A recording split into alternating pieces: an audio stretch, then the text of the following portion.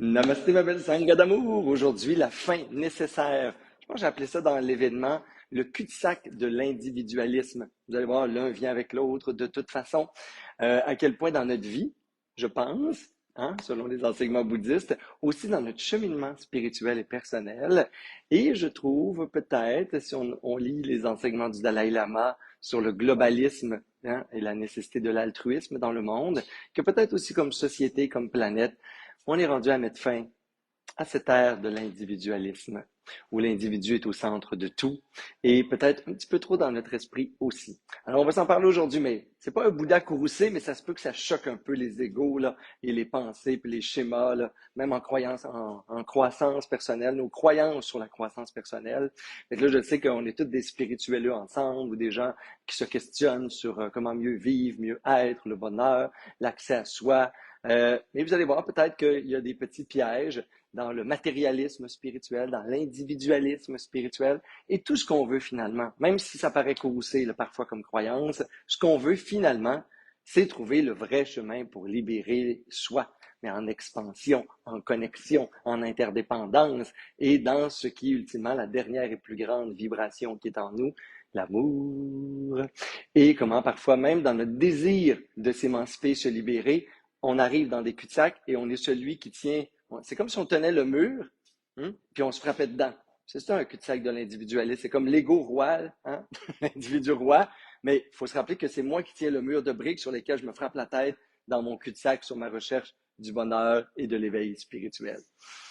Ça va être le fun, hein, comme rencontre tout le monde ensemble. Alors, ceux qui ne me connaissaient pas, mon nom est Martin Bilodeau. Et si vous êtes là, c'est parce que le titre vous intéresse ou que quelqu'un l'a partagé sur le Facebook et que vous avez du temps pour questionner, méditer une petite, avoir une petite méditation, tiens, une petite contemplation et puis une méditation guidée qui fait suite à ce petit moment de dharma qu'on vit ensemble. Tiens, alors, coucou Chantal Gagné, allô Sylvie, Rémi, allô Linda, Constantin, coucou Martine Caron, plein de beaux noms. Allô ma belle Sylvie Pépin, des gens que je connais de nos retraites, de nos programmes Trip ta vie et qui sont là toutes les semaines. N'oubliez pas, c'est un rendez-vous hebdomadaire, 10 heures le matin, tous les dimanches et en différé à vie. On garde ça sur le fil d'actualité Facebook et ailleurs, YouTube, je ne sais plus où Valérie met ça, mais bon, c'est là. C'est là si vous regardez, si vous l'avez manqué.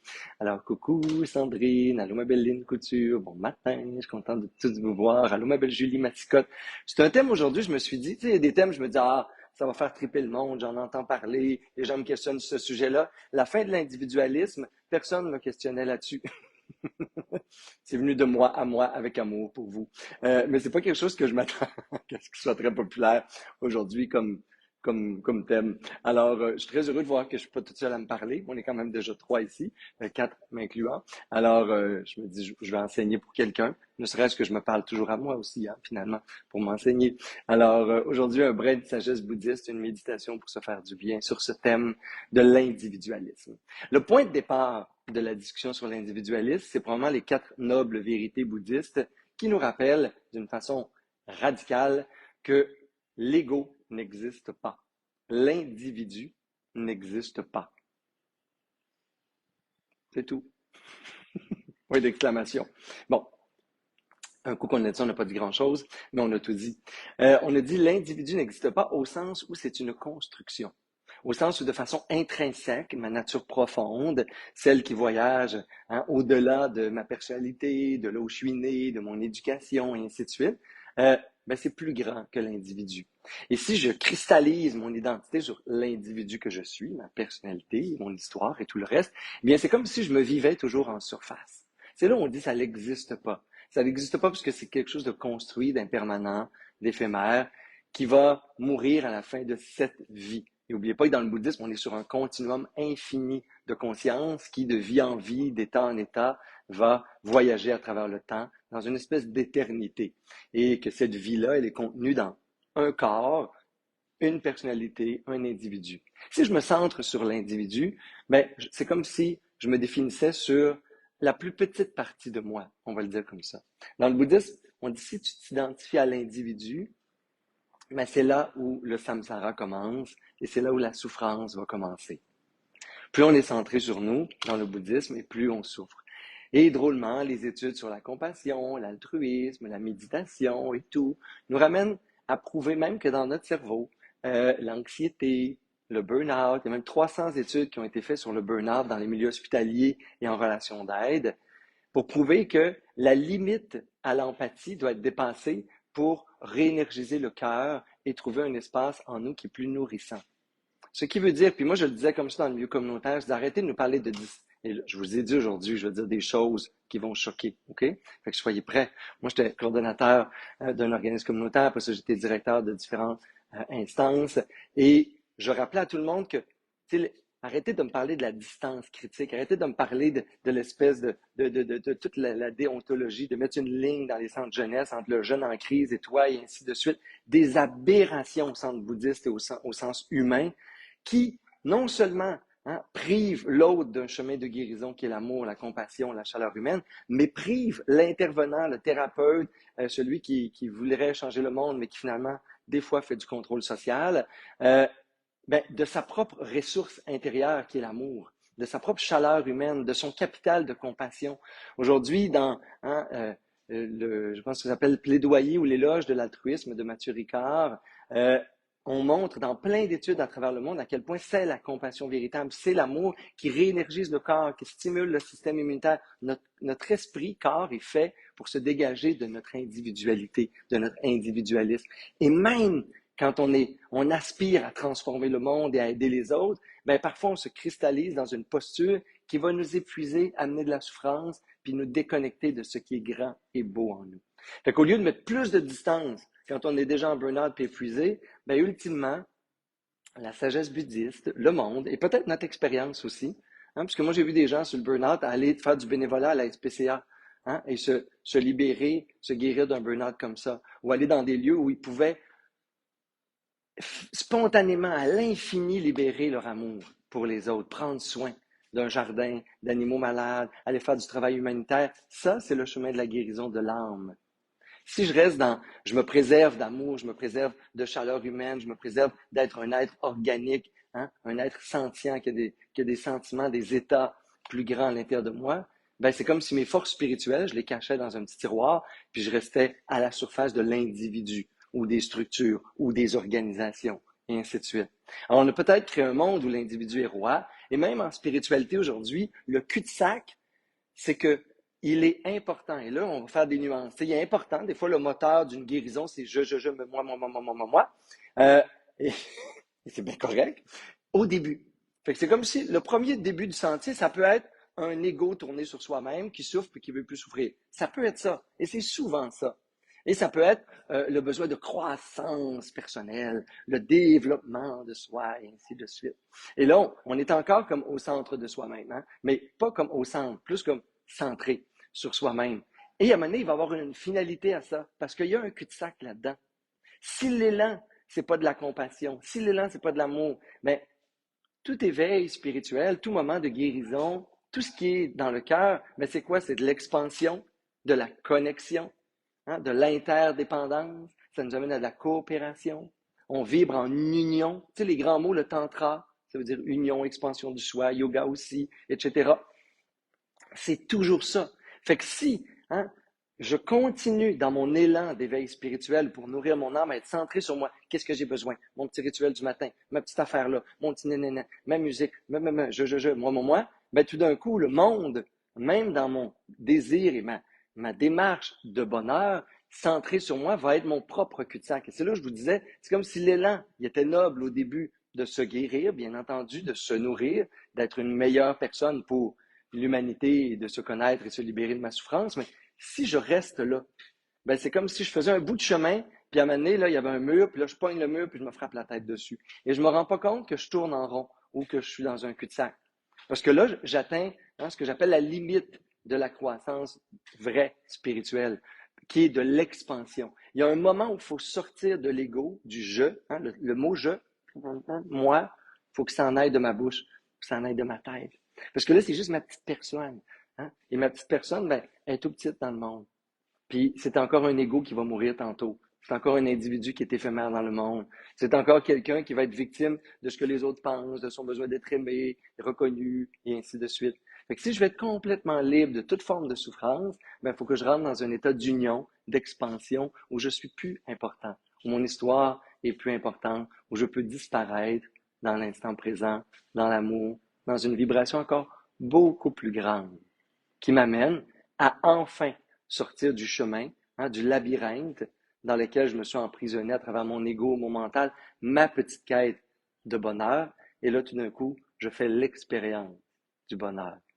Et c'est quelque chose qui est au-delà de moi, le bonheur. C'est quand je crée l'espace, la disponibilité. Fait dès que je pense dès que je pense moi, Mathieu Ricard le disait comme ça, je suis misérable. Parce que le monde est soit une menace, soit un instrument. Quand je me lève le matin, je pense moi. Je suis déjà prédisposé à être misérable. Parce que ma vue sur le monde, ce n'est pas un univers d'expansion, d'amour et un réceptacle pour ma conscience et le bonheur. Je vois tout comme un instrument ou une menace.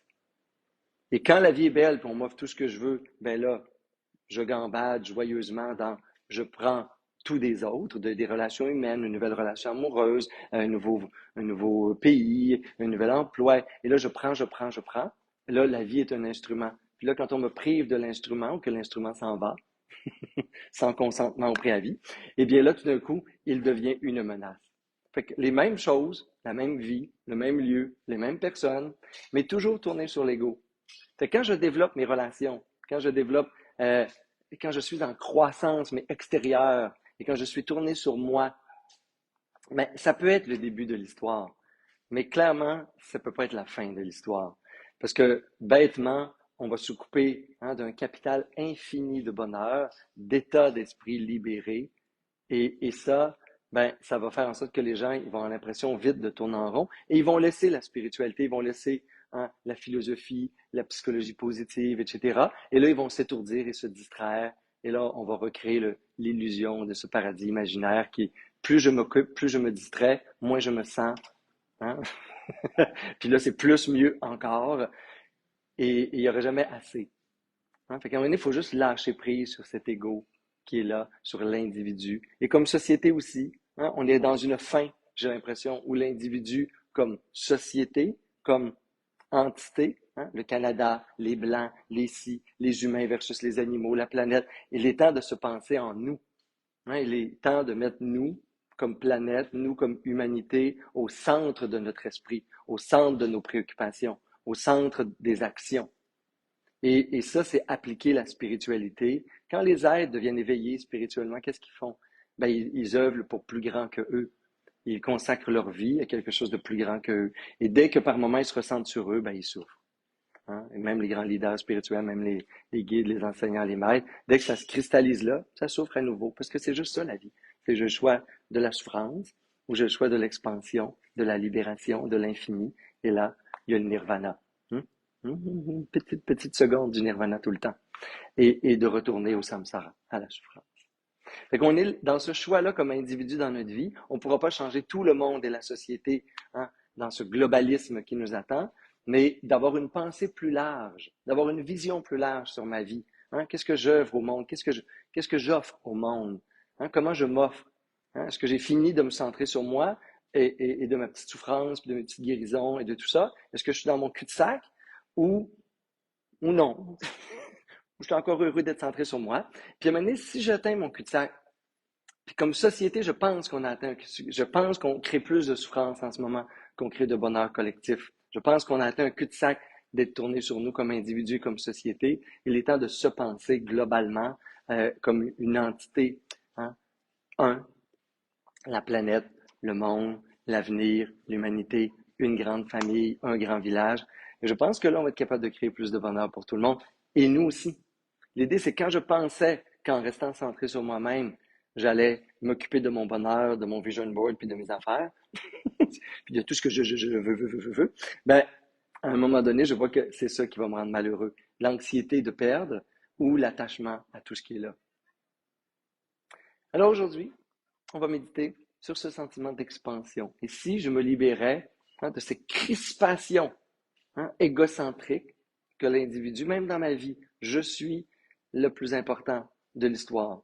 Et si on se rappelait qu'il y a des moments de compassion, d'amour, euh, moi je vous le dis, c'est des moments très simples. C'est quand je pense à ma sangha, quand Saïd n'aime pas ça quand je dis le mot sacrifice, mais pour moi ça vient de l'offrande. C'est quand je pense à une souffrance, puis il y a quelque chose en moi qui souffre, puis là, je me dis, ah, oui, mais je le fais pour eux. Je le fais pour ça. Je le fais pour une vision. Et là, tout d'un coup, je transcende ma souffrance égocentrique, ma fatigue, le manque d'argent potentiel, le chaos de ma vie, le manque de tout, d'organisation, dans plein de projets. Et là, je me dis, ah oui, je le fais pour ça. Ah oui, je les aime.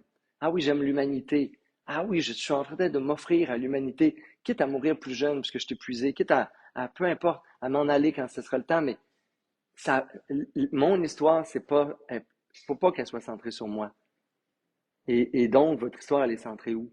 Elle est centrée sur quoi? Dans le bouddhisme, dans toutes les traditions spirituelles du monde, on nous dit t'es mieux de naître pour une vision. Parce que si tu nais pour toi, ben, t'es jamais venu au monde. Parce que venir au monde, c'est venir dans le monde. J'invite à prendre une belle posture de méditation. Ouf, ce matin, oui, Linda, c'est quelque chose, je vous l'avais dit.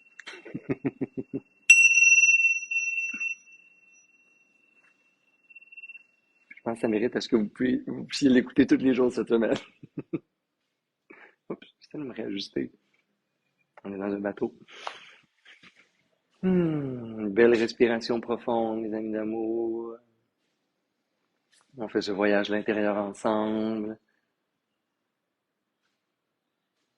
On peut immobiliser la posture. On va donner de la profondeur à la réflexion. On va contempler une sagesse nouvelle pour créer ou libérer un état d'esprit pur. Ce qu'on fait en méditation.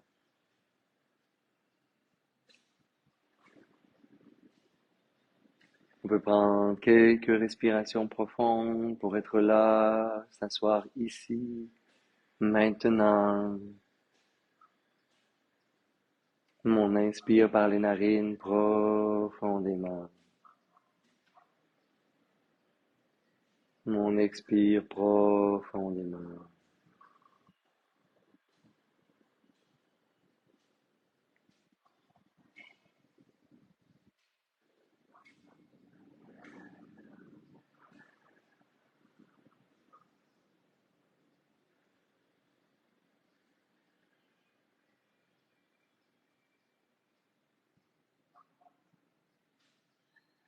Et je me dépose dans l'instant présent, une inspiration à la fois, une expiration à la fois. Et déjà là, je peux prendre conscience que ce n'est pas je qui respire. Tout ce qui est grand et beau dans le monde est au-delà du je, est au-delà de l'ego, est plus grand que moi. Ça respire. Je n'ai pas besoin d'être là. Je n'ai pas besoin d'efforts. La vie se fait à travers moi sans même que je sois conscient.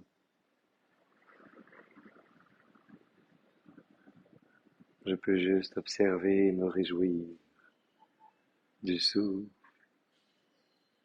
comme si en ce moment, c'était la chose la plus précieuse qui m'était offerte au monde.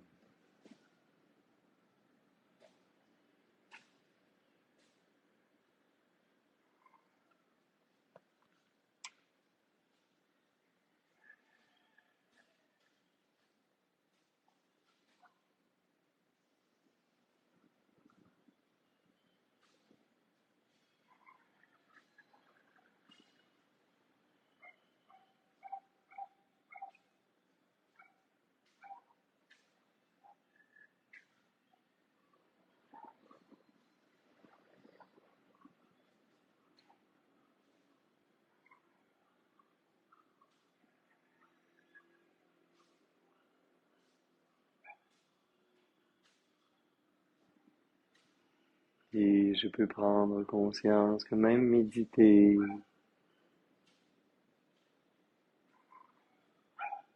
est une forme de relâchement sur l'ego,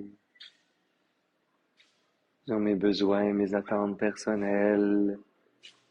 L'ultime direction de la méditation, c'est la libération.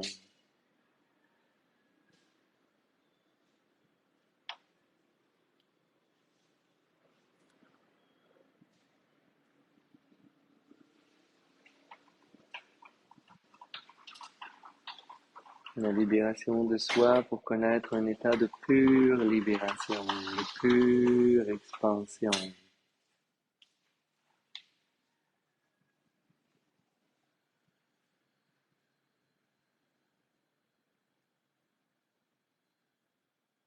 Un état que l'on appelle de transcendance, où je rencontre l'infini en moi et les états qui m'amènent à libérer cette infinie expansion de l'être qui s'unit à toute chose. On l'appelle calme, paix, on l'appelle amour, joie, véritable, sans attachement.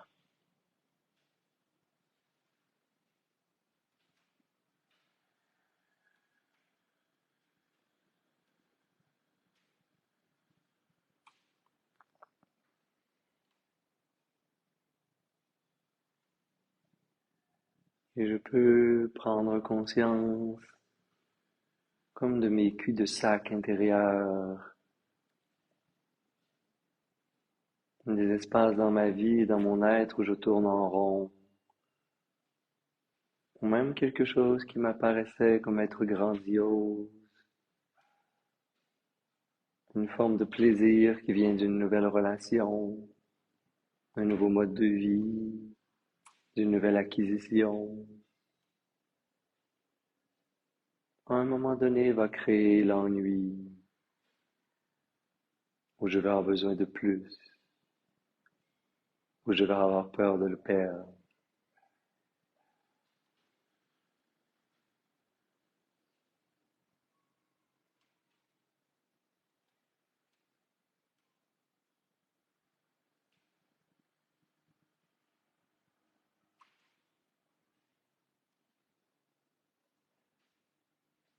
Je peux prendre conscience des moments d'angoisse ou de peur,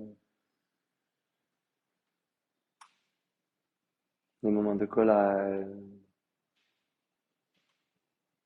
de dépression.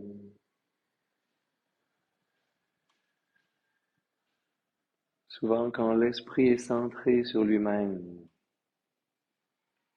plus je pense je, plus je crée de possibilités de souffrance, car je m'atrophie dans un espace clos, petit, moi, moi, moi.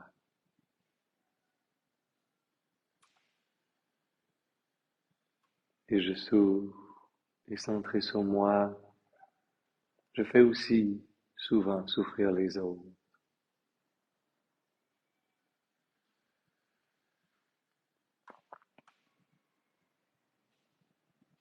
Comment je fais l'expérience de cette souffrance, de cet enfermement ou cet épuisement,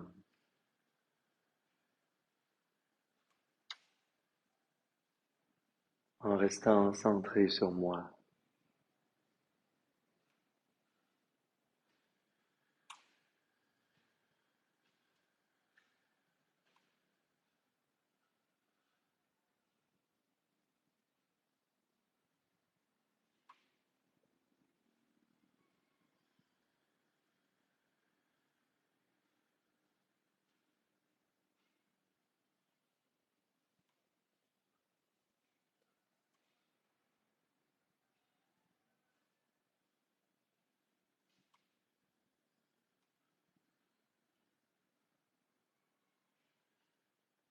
Et bien que le moteur, parfois, de recherche, de bonheur,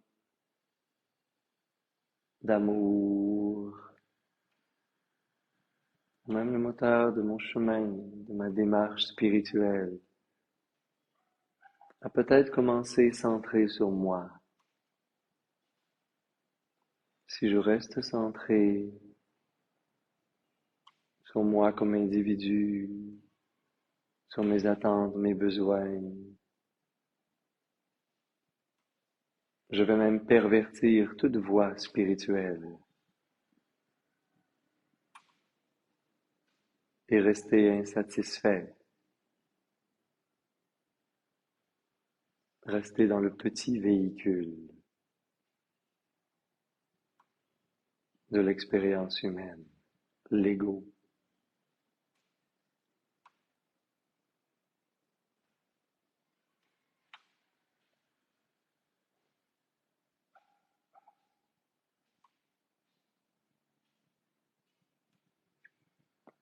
Et je peux me rappeler simplement les états d'expansion, mais de la vie ordinaire. Quand est-ce que je me suis véritablement, non pas dans le geste, mais dans l'intention pure du cœur, décentré de moi vers l'autre?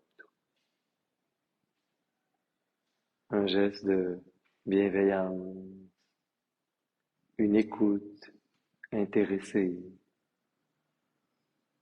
de la compassion, prendre soin d'un jardin, d'une personne âgée, d'un animal ou d'une autre personne.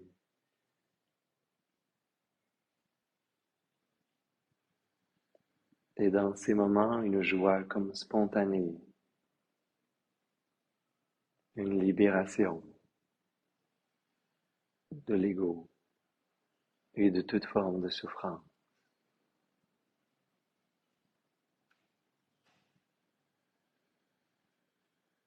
Et je me rappelle ces moments, même juste d'ouvrir la porte à quelqu'un,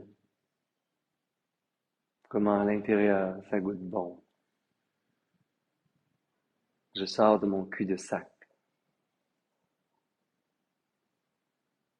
de mon enfermement, pour un court instant. Je suis libéré de toute souffrance.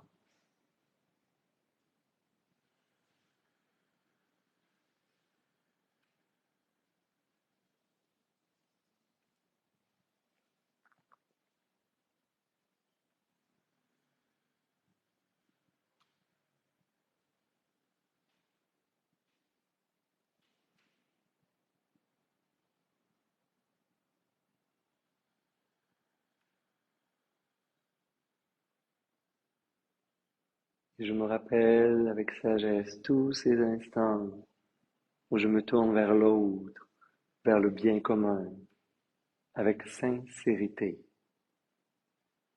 non pas dans le besoin de plaire ou d'être reconnu, qui est toujours centré sur soi,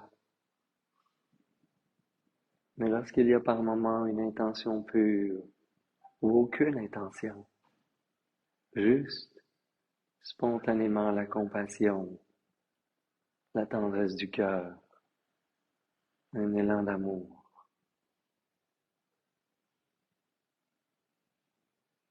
comment ça goûte bon à l'intérieur.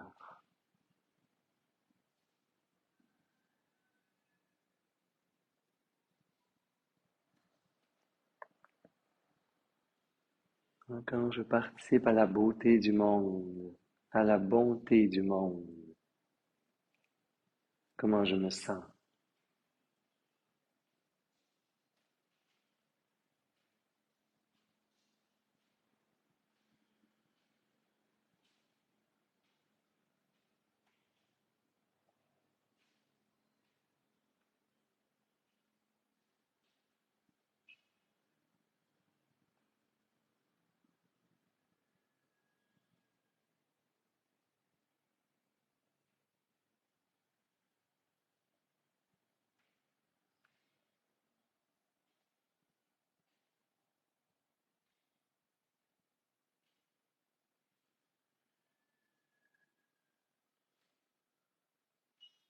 Quels sont mes moments spontanés d'expansion? de connexion, d'union.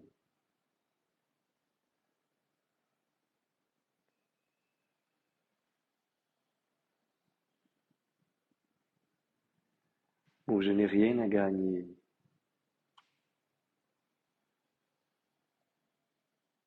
où je suis juste disponible à quelque chose d'infini,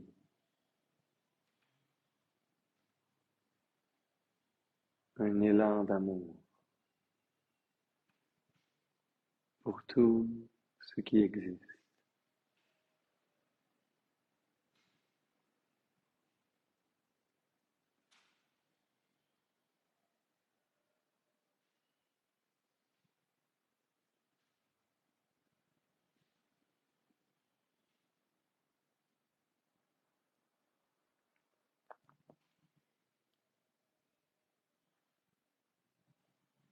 Et je conserve ces réalisations dans l'esprit. Je me réjouis de ces moments reconnaissant le véritable chemin vers l'éveil, vers l'état de cessation de l'ego et des souffrances,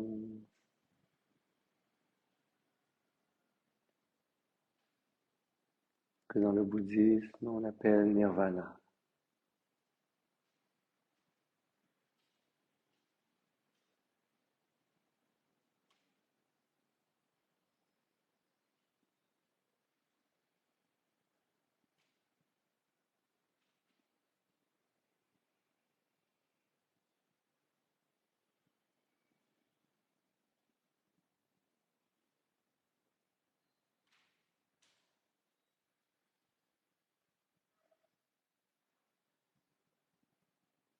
Et ainsi j'apprends que aimer, c'est être libre et infini,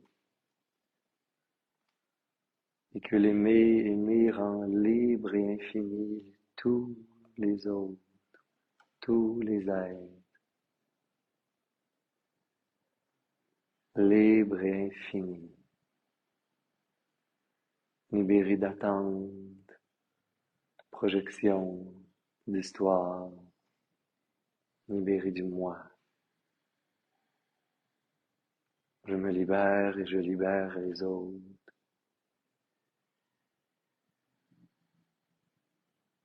Et c'est peut-être ça le bonheur. Vivre dans un immense océan d'amour, où le bien commun est plus important que tout le reste, où je me vois à travers la nature, à travers l'humanité tout entière.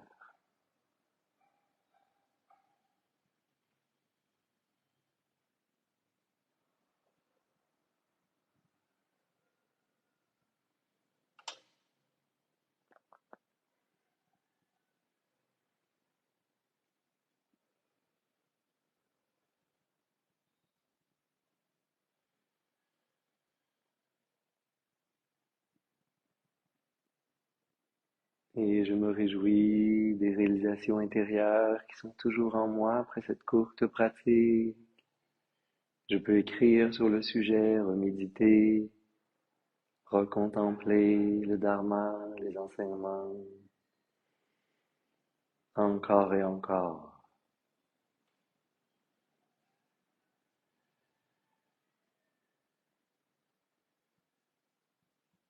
On peut prendre doucement quelques respirations plus profondes.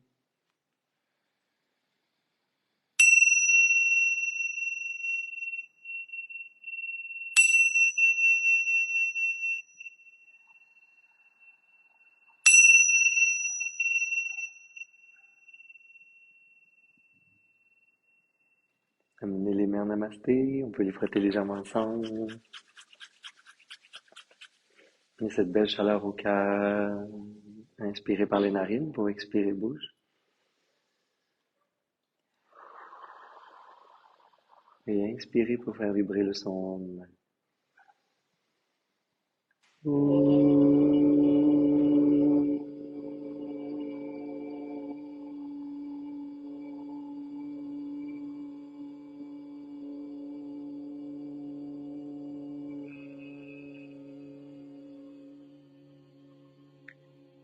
namasté.